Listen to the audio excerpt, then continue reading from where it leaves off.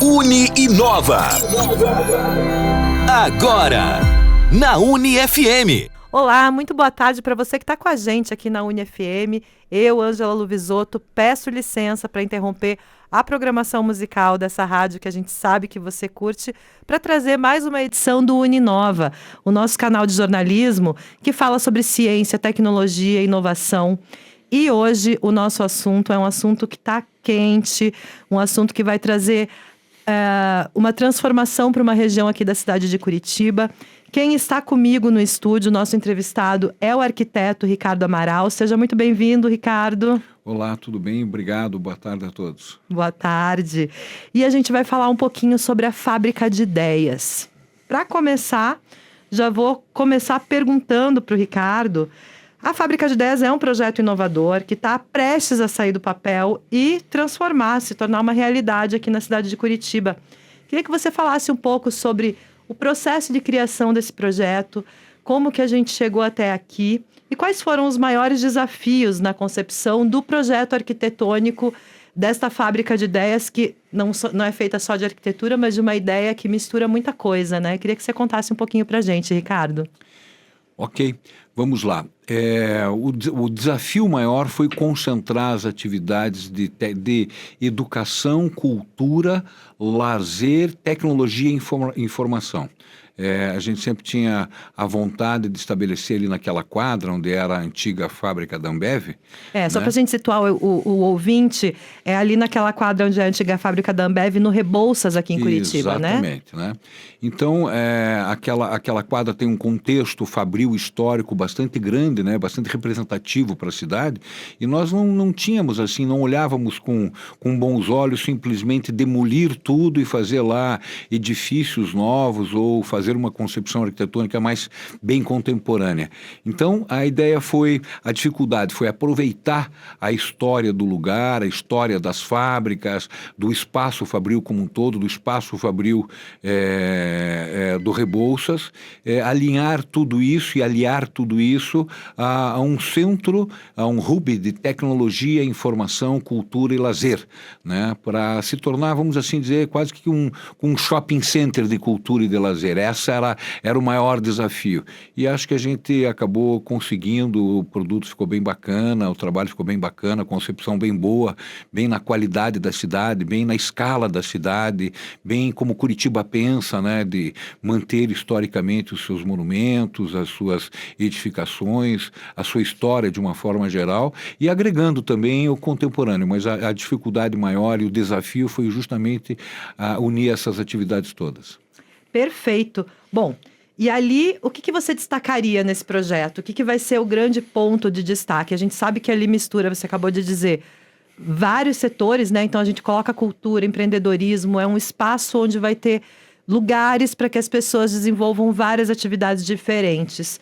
Qual é o ponto de destaque? Qual é a cereja do bolo desse projeto? Puxa vida, a cereja do bolo. Eu acho que a cereja do bolo foi justamente unir tudo isso, sabe? Foi justamente unir tudo isso. Por exemplo, foi resgatar algumas edificações ali, alguns volumes que já existiam historicamente da fábrica de 1938, que começou ali a história toda do local.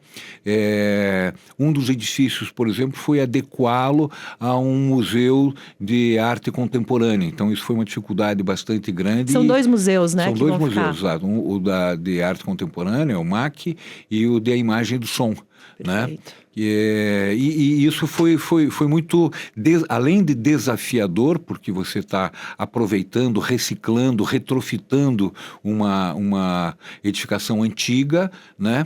Tentar colocar isso dentro de normas técnicas atuais, dentro dos padrões de segurança, de acessibilidade, de uns edifícios bastante antigos, mas que se tornarão aí representativos da cultura do Paraná, né? Hoje o MAC é um museu que tem mais de 2.000, 3.000 obras de artes, ele está em espaços muito reduzidos, o seu acervo técnico está muito judiado em função desses acervos, desses pequenos espaços de acervo. Então, acho que a integração dos dois museus foi bastante importante. E o desafio maior, e a cereja do bolo, vamos assim dizer, é o retrofit de tudo isso, né? Usar isso com qualidade, dentro de padrões atuais contemporâneos, mas usando as edificações edificações lá existentes, antigas, vamos assim dizer. Perfeito. Você estava falando bastante do retrofit. Queria que você explicasse para o nosso ouvinte rapidamente o que significa essa técnica e contasse ali o que vai se aproveitar, a fachada daquele prédio, ou você utiliza também internamente elementos da fábrica que serão aproveitadas nessas novas edificações? Bom, retrofitar é você usar aí uma edificação um pouco mais antiga, não tão contemporânea, não tão moderna, não tão do presente, para algumas atividades novas e readequando circulações, espaços internos, aproveitando a volumetria e às vezes até restaurando os aspectos de fachada, eventualmente assim. Aquele prédio tem um valor arquitetônico grande? Não, eu diria que ele tem um valor muito simbólico, muito de simbologia. Ele representa o início da industrialização do estado do Paraná. Perfeito. Uma época muito, muito boa para a região, né? O bairro Rebouças foi um dos primeiros bairros industriais do Paraná e, com certeza, o primeiro bairro industrial de Curitiba. Depois, com o advento da cidade industrial de Curitiba, as indústrias acabaram passando para lá. E até hoje o bairro está retrofitando, né? Está fazendo com que as edificações antigas sejam utilizadas com novas técnicas e com novos espaços e novas necessidades e, ao mesmo tempo, sendo usada pelo povo, pela comunidade em geral, né? Então, o retrofitar é você realmente pegar um espaço mais antigo e tentar adequá-lo ao uso mais contemporâneo. Perfeito, que legal. E tem previsão para a obra? Essa obra deve durar bastante tempo, né, Ricardo? O projeto todo foi desenvolvido em duas grandes fases, né?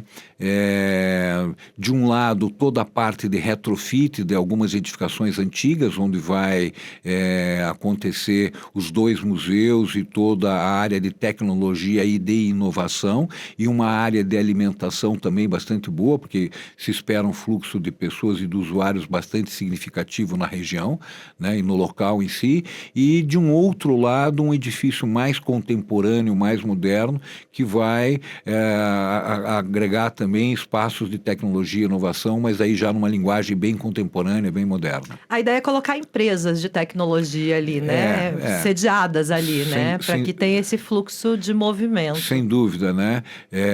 Empresas de tecnologia das mais vastas áreas possíveis, da área fabril, da área econômica, da área financeira, econômica e financeira, da área industrial, enfim, várias áreas e vários setores das tecnologias dessas empresas usarão efetivamente esses espaços para desenvolver e haver uma conexão entre elas sobre o desenvolvimento tecnológico que elas estão desenvolvendo e, ao mesmo tempo, compartilhar isso com a comunidade e com o Estado de uma forma geral. Então, vai ter lá áreas públicas, áreas privadas, enfim, vai ser bem bacana essa movimentação.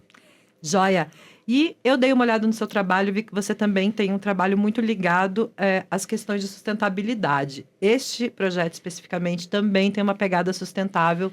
Queria que você falasse um pouco sobre isso e contasse como é que foi desenvolver essas questões de sustentabilidade num projeto tão amplo. Não tenha dúvida, nós arquitetos, de uma forma geral, hoje temos um compromisso muito grande com a sustentabilidade, né? Eu diria que já não é mais um valor agregado de nenhum projeto, é um valor que deve vir naturalmente, né? E obrigatório, vamos assim dizer, né? Mas ele vem naturalmente. E ele, obviamente, todo o edifício, ele vai ter uma característica toda de sustentabilidade, de acessibilidade, no que se refere à energia, no que se refere à água, no que se refere a controles de energia, controles de água também, e principalmente no que se refere aos espaços que são compartilhados com a comunidade para que ela possa também aprender as questões não somente da acessibilidade, mas principalmente da sustentabilidade, né? Então, ele será um grande complexo educativo de tecnologia e de inovação. Perfeito. E a gente estava falando um pouquinho antes, no bloco anterior, sobre a questão da região ali do Rebouças, né? Esse projeto deve trazer um impacto muito grande para aquela região. Qual é a sua expectativa com relação a isso? Você que conhece bem Curitiba, aquela região é uma região que por muitas vezes se tentou fazer alguma coisa para dar um up, vamos dizer assim. Esse projeto pode ser uma solução viável? Eu acredito e creio, sinceramente, que sim, pela quantidade de espaços educativos, tecnológicos, de inovação e tal, que se abrigar ali no local. Mas como você falou, né, muitas vezes, já por muitos anos se fala em revitalizar o Rebouças e muita gente pergunta por que ele não decolou, né, ainda, né? E, obviamente, a Fábrica de Ideias vai ser um grande transformador da região, eu não tenho dúvidas disso. Há muito se fala no Rebouças e muitas leis e muitos decretos de incentivo ao bairro Rebouças já foram realizados, né? Eu me lembro que o prefeito Cássio Taniguchi, se não me engano, criou um decreto e chamava o bairro Rebouças de um novo Sorro, né? Isso, chamava os artistas para a região. Isso acabou Não tendo continuidade, não tendo né? continuidade, acabou não dando muito certo, ficou só o nome, né? Aí outras administrações fizeram uma série de atividades lá. Eu acredito que a legislação do Rebouças ainda, isso eu discuti muito com os meus colegas do IPUC, ela ainda é muito restritiva, ela deveria ser muito mais livre, muito mais liberada. Agora, recentemente, fizeram uma nova lei de zoneamento da cidade e ela ainda continuou, no meu entender, um pouco mais restritiva. Deveria acontecer como acontece em outros países norte-americanos, nos Estados Unidos, em Nova York, na Europa, em vários países também, em várias capitais também, onde se revitaliza um bairro central, dando uma liberdade muito grande para o empreendedorismo e não limitando os aspectos do empreendedorismo. Olha, você é obrigado a fazer isso se você fizer aquilo ou se fizer o outro. Não, tem que se deixar um incentivo livre e ao mesmo tempo dar incentivos e ao mesmo tempo permitir que o empreendedor realmente direcione o empreendedorismo para aquela região. Então, o que falta no bairro Rebouças é justamente o que eu acho que a Fábrica de Ideias vem a acrescentar, mas vai depender muito das legislações municipais e das continuidades das gestões municipais para que o bairro realmente se sobressaia em relação ao seu retrofit, né? Porque o bairro todo precisa ser retrofitado, precisa ser adequado, precisa participar mais do convívio com a comunidade. E só o empreendedor é que vai efetivamente garantir isso para o futuro. É óbvio que tem que existir normas municipais, mas no meu entender, naquela localidade, as normas teriam que ser mais liberais e os incentivos maiores para que o bairro aconteça. Não vai acontecer isso. Daqui a 30 anos, eventualmente vai ter lá a Fábrica de Ideias que vai chamar muita gente, mas o restante do bairro ainda vai ficar meio insosso. A gente precisa que isso seja disseminado para o entorno todo, seja né? disseminado para o entorno todo, sem dúvida.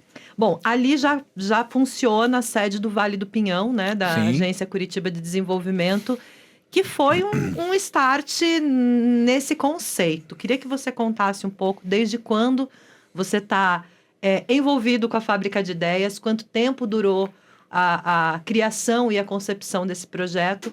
Contar um pouquinho de como foi esse processo criativo. Não há muito tempo, nós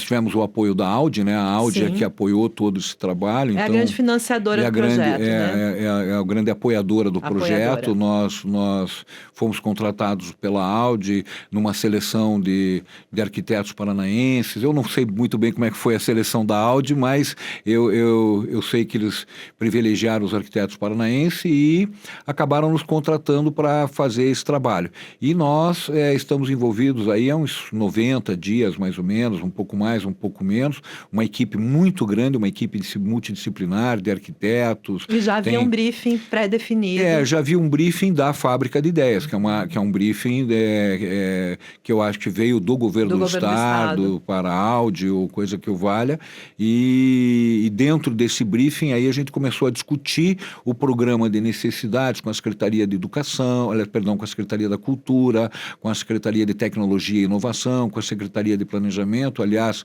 a quem eu particularmente quero agradecer a esses secretários e a essas secretarias, porque foi uma equipe multidisciplinar que estabeleceu rapidamente um programa de necessidades e a gente, obviamente, teve o apoio de todos eles para poder desenvolver um trabalho até então tão pouco tempo, vamos assim dizer. Ricardo, a gente já falou bastante sobre esse projeto. Agora eu vou puxar um pouquinho para o seu trabalho. Você é um arquiteto paranaense, atua há muitos anos na cidade. Queria que você falasse um pouco sobre as suas características e onde que você se encontrou nesse projeto. O que o projeto da Fábrica de Ideias tem a ver com o arquiteto Ricardo Amaral? Eu acho que ele tem a ver com os cabelos brancos já, sabe? Né? A gente, como você bem falou, a gente tem uma equipe super multidisciplinar. Eu estou trabalhando como arquiteto já há mais de 40 anos, em vários setores, no setor do urbanismo, no setor de incorporação, do qual eu particularmente tenho uma paixão muito grande, trabalho bastante para os incorporadores de Curitiba e vários outros estados, e fizemos muitos projetos esportivos, muitos projetos culturais, muitas escolas, universidades. Sempre muito envolvido com a cidade, né, Ricardo? Bastante envolvido com a cidade também, embora grande parte do meu portfólio de projetos, de obras, seja fora de Curitiba, mas a gente sempre esteve envolvido em Curitiba. Eu sou daqui, nasci aqui, me formei aqui, todos os meus amigos e colegas trabalham na área de arquitetura, muitos deles foram dirigentes e hoje trabalham também no IPUC. A gente tem uma relação muito estreita. Eu sempre tive uma relação muito estreita com particularmente quase todos os prefeitos que assumiram aqui a capital, desde Jaime Lerner ao Rafael Greca, que está aqui agora, a quem eu considero muito e acho que está fazendo um excelente trabalho. Então, Curitiba sempre teve excelentes prefeitos e a gente sempre teve a oportunidade de estar muito próximo deles, muito próximo das discussões com o Instituto de Pesquisa e Planejamento Urbano de Curitiba, com a Secretaria Municipal de Urbanismo. Então, é muito prazeroso, para mim é muito prazeroso projetar em Curitiba e fazer um trabalho dessa natureza, que eu sei que vai engrandecer não somente o estado do Paraná, mas enriquecer a cidade de Curitiba dentro do contexto do seu planejamento urbano, dentro da sua escala viária, dentro da sua escala de proporções iguais ao bairro, vamos assim dizer, e eu estou muito satisfeito em ter realizado esse trabalho. Muito obrigada, Ricardo. Bom, e é uma última perguntinha para a gente encerrar essa entrevista super bacana. Queria que você falasse um pouco sobre a sua expectativa depois da Fábrica de Ideias prontas. O que você espera? Quando você concluiu o projeto, você falou: o meu propósito com esse projeto é esse. Qual foi o seu propósito com esse projeto? Olha, o meu pensamento é que ele tenha uma ótima gestão. Eu acho que essa gestão ela pode vir da área pública ou da área privada, mas ele tem que realmente ter uma ótima gestão e agregar os valores da indústria brasileira, do agronegócio brasileiro, principalmente do Paraná, para que isso possa se disseminar e possa ser um formador não só da cultura, da inovação e da tecnologia, mas também uma área de integração total dessas atividades para os paranaenses de uma forma geral. Então, o meu sonho é ver ele assim com 2.000, 3.000, 4.000 pessoas por semana, dentro de todos aqueles espaços, curtindo as artes, curtindo a tecnologia, a inovação, discutindo entre si, tendo 1.000 palestras que possam ser relacionadas aos vários temas, desde a cultura, a tecnologia, a informação. Esse é o meu grande sonho, mas isso ainda está um pouquinho distante, porque ele agora sai do papel, vai eventualmente para uma licitação de obras no governo do estado, que eu não sei, a gente nunca não sabe bem como é que isso acontece, não é bem a minha área. Depois tem a obra, que eu acho que deve durar uns 2 anos, como eu te falei, ela será basicamente em 2 fases, então vai funcionar antes da sua inauguração plena, no meu entender, se seguirem o planejamento de obras como a gente elaborou o planejamento de todos esses anteprojetos, mas o meu sonho é ver a cidade de Curitiba e o estado do Paraná voltando a ir ao bairro Rebouças, aproveitando o bairro e aproveitando todo esse clima de cultura, de inovação e de tecnologia que a Fábrica de Ideias irá fornecer para todos nós. Muito obrigada, Ricardo, pelo seu tempo, pela sua presença. É um prazer recebê-lo aqui no estúdio da UniFM. A gente vai conversar muito mais ainda sobre esse projeto e a nossa expectativa é a mesma que a sua, então tomara que a Fábrica de Ideias seja um sucesso e atraia os curitibanos para lá, para as mais diversas atividades e que isso gere um desenvolvimento bacana ali para a região. Obrigada pela sua participação. Obrigado a você e a todos os ouvintes. Uni Inova. Agora, na UniFM.